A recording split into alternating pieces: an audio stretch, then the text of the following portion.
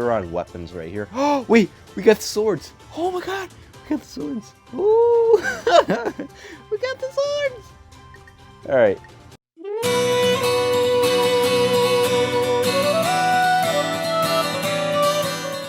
What's going on, guys, and welcome back to another review. I am unbelievably excited right now, guys. It is finally here. Alright, if you guys were around for the anime climax for the Alice banner, you guys have known my excitement for a anime climax themed Kirito.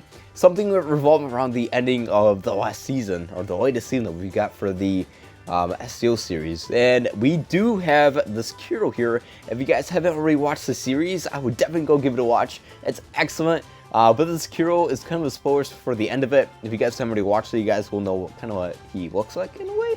So, but yeah, there's that. So, I'm going to be doing a first impression for this banner here. Now, it is kind of early in the morning. It's 1 a.m. for me right now, so I may sound a little bit more tired, but I am god-awful hyped right now, so we're going to dive into this. So, just from the looks of it, I would definitely give this banner a scout. This Kirito seems incredibly scary for a potential non-elemental rank event. Not only is he dual blade, but he offers attack buff for all party members on SS3. This increases your party members' attack, or everybody's attack, for all party members upon an SS3, which is really nice. It's a basic buff for the ranked events. It's really standard. It's really great for the ranked events as well, especially if you're fighting a tougher boss.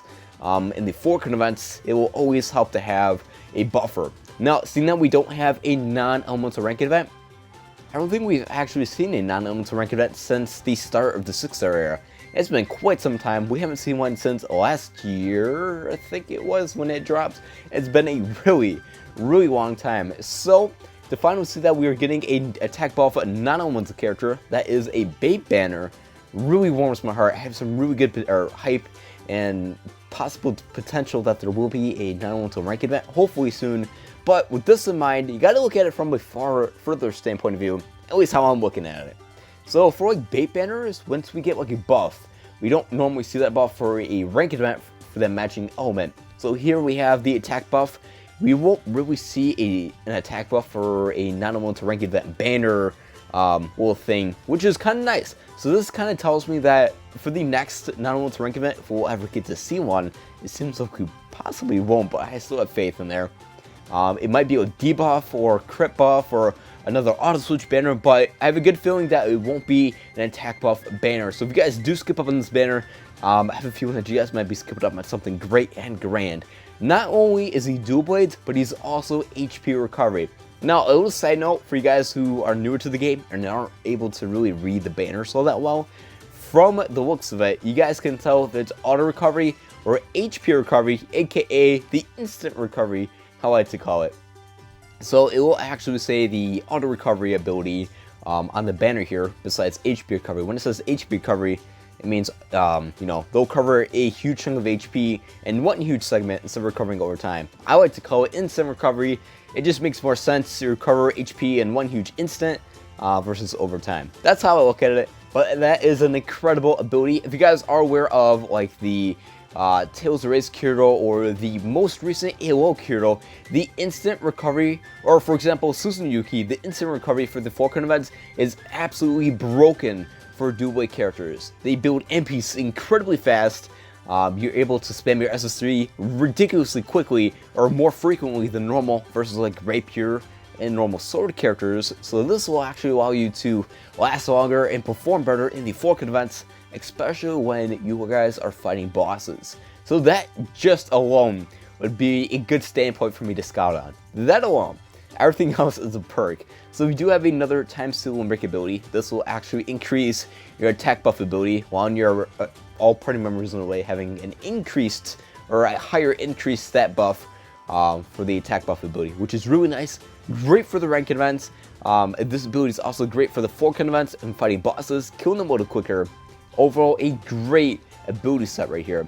Now he does also have the auto parry feature. I'll kind of show you how how that works in a little bit here. But the auto parry feature, basically, when you are guarding or you have your guard up or blocking or getting ready to manually parry, if you don't parry, the enemy hits you with a non-parryable attack, you will actually automatically parry on your own, which is really nice. It's really easy. So if you aren't really sure about a boss's like attack pattern or something, or you're having trouble with the game, if you're newer to the game, this is a great ability to have. This will really get you set up to learn a boss's attack pattern, or just kind of set things a little easier. So if the boss has a really fast attack or a really fast parry move, you can already block and, you know, they'll parry it for you. A lot of people don't really like it, but for me, I really do enjoy it. Alright, so I'm really gonna try to contain myself here. So from what it looks like, he is wearing his normal uniform here that we get to see him in the underworld. That is incredible. Alright, so for the idle animation, he is dual blade. It's kind of weird seeing him be dual blades. He kind of sits his sword up, showing his back to us. That is pretty cool. I really like the idle animation. Kind of bring his head to the sword. That is cool. Alright, so we're going to check out this SS3 here real quick. And it looks like Crimson Rose. That is incredible. Alright, here we go. 3, 2, 1. Okay. Ooh, that is flashy. Okay, so that is flashy. Now, there is one downside I'm already going to say for dual blade characters, just because of how often you do spam your SS3. It's really nice to have your SS3 move you to the other side of the enemy.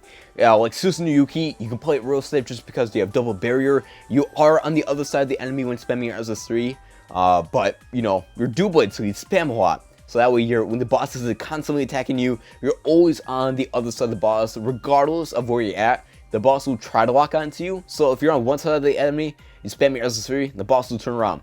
And if you spam the SS3 right before the boss performs like an attack for the foreground events, you'll be on the other side of the enemy in a safe zone. So having your SS3 stick to one side of the enemy isn't a huge issue, but it can pose a threat for dual blade characters just because of how often you want to spam your SS3 for the ranked events or for the foreground events and stuff. So that would be something I would definitely watch out for. Alright, so we're going to catch a marker on how many hits his SS3 actually does here. Alright, so that was a really cool SS3 animation. I'm a huge fan of that. So 14 hits, that's really high. That's an incredible combo for an SS3 combo. I am a huge fan of this. So he does sink low to the ground beside the end of his SS3, but I really don't think that last part of the levitation will really put a huge damper on it. It doesn't really add to the levitation effects. I don't really think the levitation does pretty much anything for this SS3 here. So you're basically a grounded, single-sided SS3 animation, which isn't bad, but it can be kind of scary, like I said, for fork events, just because of your positioning for the SS3. When spamming your SS3, you want to do it really frequently for the fork events, so you do want to be a little bit more careful. This isn't the ideal SS3 animation where you stick to one side, let alone don't levitate, but it's not bad. 14 hits, a really cool SS3 animation. I really like that red effect. That is nice. We've never seen that before. He kind of does transform into the SAO equipment. That is really cool. Alright, so with this in mind, I would definitely give this a scout. Now, if you guys are looking for tanky characters, he would definitely be the ideal one. Very good MP build, just because he's a dual blade. High combo for the foreground events when spamming your SS3.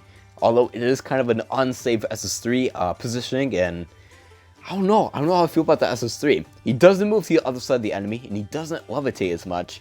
That's a huge threat, especially for foreground events and for dual blade characters, because of how often you really want to spam. But it's still good, because he has the attack buff ability, he has HP recovery, so I think it's great. You're risking it when spamming your SS3 in the foreground events, which isn't terrible, but his moveset and personally his animation is pretty good. So overall, my opinion at least, I would definitely give this banner a scout. I'm in love with this banner. I have absolutely no memory diamonds, as you guys can probably see here. 0 memory diamonds. I have a lot of grinding to do. So with this in mind, thank you guys so much for watching. Personally, I'd give it a scout. If you guys are new to the game, I would give it a scout, just because he's a dual blade, he has HP recovery. That's enough for me. Right there, that is enough for me. For a lot of newer players, that is a really good standalone point to have for tanky characters, especially them being dual blades. Makes your ability to play the game at ease a little bit more nicer versus other characters. Like if you were to have like a dagger or like a sword character that had HP recovery, it takes a little time to build MP. But with dual blade characters, they build it really quickly. They have auto parry, which is really nice. as long as you're in guard mode and a boss hits you or an enemy hits you with a parryable attack, they will automatically parry, but if they hit you with a non-parryable attack, you will not parry. So that is really nice to know. Overall, this is great. Now, he does offer the attack buff ability. I'm personally speculating here. I'm going to see if I can see the future. We won't be getting another attack buff non-elemental banner for a really long time. Let alone another one before the next era actually comes. It's really weird that we haven't seen a non-elemental ranked event, but seeing how far we are actually in the game, and seeing that we actually got a kirito here, I wouldn't expect it next month, but maybe the month after. Next month is going to be more or less the summer month, July, so we might be seeing a lot of water, or a lot of, like, you know, summery themed banners, so I really wouldn't be expecting a non-elemental banner come next month. But, so now we got the attack buff. The next non-elemental ranked event banner we possibly will be seeing won't be attack buff, from my speculation at least. So, for me, personally, I don't see us getting a similar buff for this kirito, or for the non-elemental era here. I want a tongue twist this year, my bad guys. This is a one-stop, non-stop run, so there's gonna be a lot of errors here. But we did get the weapons. I'll definitely be exchanging for them. So if you guys were hyped about you guys were sad about not getting the weapons for the Alice, for the anime climax, we will be getting weapons for this kirito here. That absolutely warms my heart. I think this banner came out great. I think it looks amazing. I just don't know how to feel about the SS3 replacement. With that being said, thank you guys so much for watching. Let them know in the comments below what you guys get from the scouts. I'll definitely let you guys know in Discord what I get, whether it be the shaft or I get this kirito here. But I'll definitely be exchanging for the swords. Hope you guys have a wonderful day, and as always, I'll catch you guys in the next one. Take care.